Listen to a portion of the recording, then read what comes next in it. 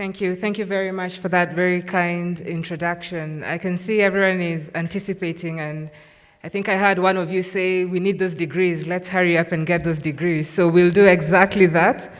And before I start, I think I want to say I'm especially proud of all of you, all 1,500 plus of you, for putting in effort, for being dedicated to the cause, and for sitting through what has been a difficult 1-2 years for you to get to where you are today. So you should be proud of yourselves, right?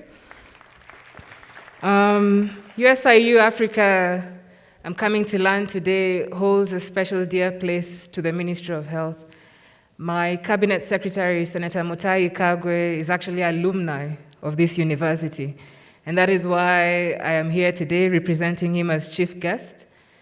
And I'm happy because when I was talking to Chris earlier this morning, he came and told me that the principal secretary in the Ministry of Health is also an alumni of USIU. So I think I'm looking at future CSs, future PSs right in front of me, right? On to the speech.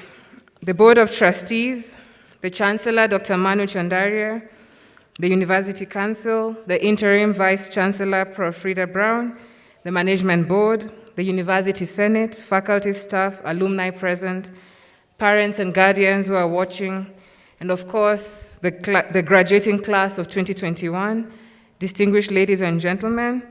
I'm thinking it's probably afternoon now, a very good morning stroke afternoon. I feel greatly honored and privileged to be the chief guest at this 43rd commencement ceremony. USIU-Africa, Senator Mutahi says, is my alma mater, and therefore I'm delighted to deliver this speech to you today and to witness the enormous progress that this prestigious university has achieved over the years. As USIU-Africa celebrates 52 years of existence, we continue to see the unrelenting vision to provide holistic education to its students. From being the Nairobi campus of USIU San Diego to becoming one of the leading private universities in Kenya today, USIU-Africa has over the years improved its education facilities. From ICT accessibility to learning tools such as Blackboard that facilitates online teaching and learning, to e-learning resources in the library and modern learning spaces that are set up to optimize learning and knowledge sharing. Ladies and gentlemen, it is indeed a big milestone today as we converge here during the commencement ceremony amidst the ongoing COVID-19 pandemic. This being the second commencement ceremony to be held during these unprecedented times. We are able to come together because various vaccine developers and regulatory experts have worked round the clock to ensure that we continue with our lives as they sacrifice to find a lasting solution to this pandemic. When the first COVID-19 case was reported here in Kenya, the government took drastic containment measures to manage its spread. The education sector was one of the hardest hit. The Economic Survey report of 2020 published by KNBS shows us that we had about 17 million enrolled learners across the country who were affected, and of course this led to losses in learning and increased dropout rates. Globally, the United Nations Educational, Scientific, Cultural Organization, UNESCO, established the school closures impacted close to 90% of the world's student population, with over 1.2 billion children, youth, not able to attend school. And of course, this had adverse effects when it comes to the growth of children and their development milestones as highlighted by UNICEF. But we've seen the education sector readjust and realign itself to these unprecedented times by providing solutions and designing protocols that have ensured that our children continue learning safely. We are very impressed by USIU-Africa for being amongst the first institutions to immediately pivot onto online teaching and learning, which has seen the delivery of quality education for thousands of students. This, I understand, was made possible due to the robust ICT infrastructure that is currently in place, and it has ensured that students attend classes and even sit for their exams online. I would like to commend USIU-Africa for this foresight in investment, which has resulted in flexibility and instant continuity, an admirable achievement that other institutions should emulate for the future.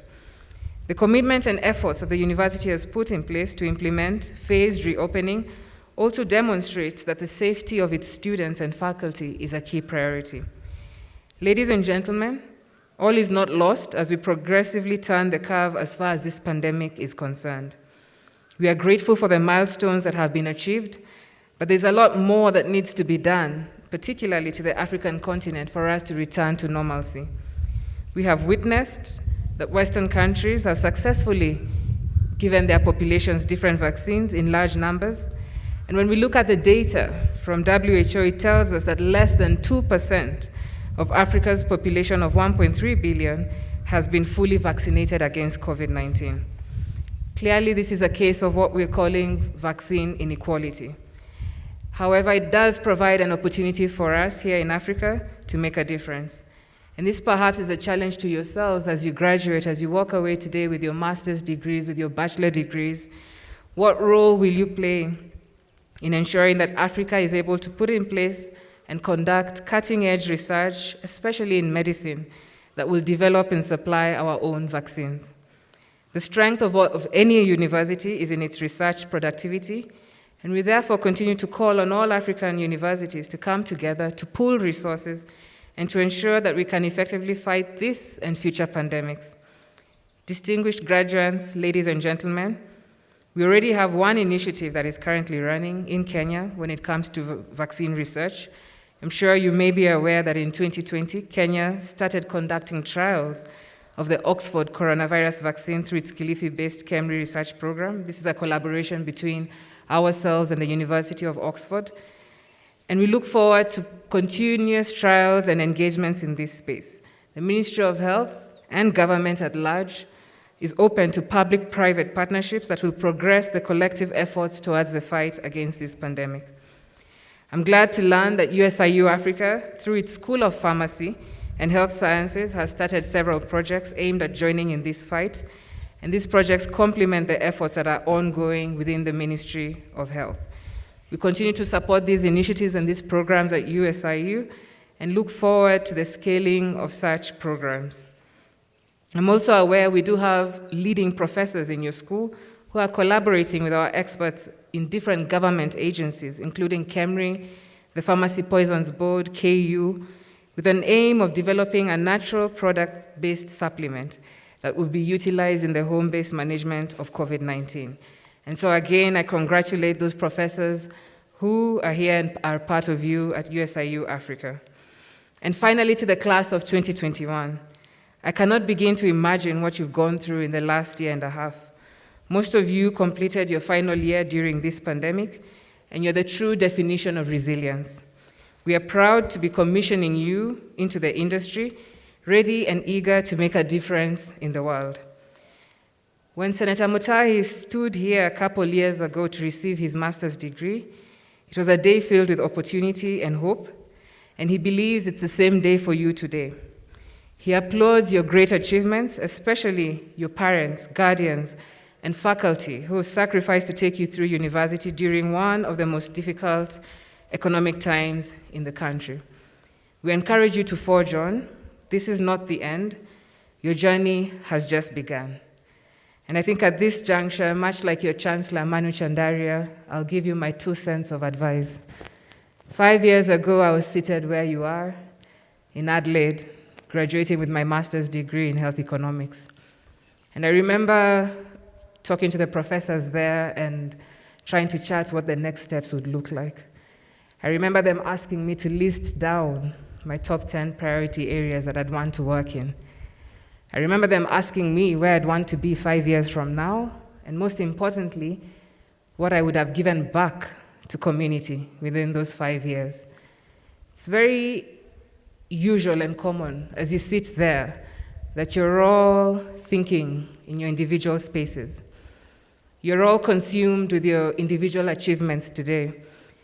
But let me challenge you and tell you that the degree that you're walking away with today, be it a bachelor's degree, a master's degree, be it a postgraduate certificate, does not belong to you. It belongs to your community. And so you need to ask yourself, how will I use that paper? How will you use these parchments that we will give you today to make a positive impact in your community? I think that's my first challenge to you.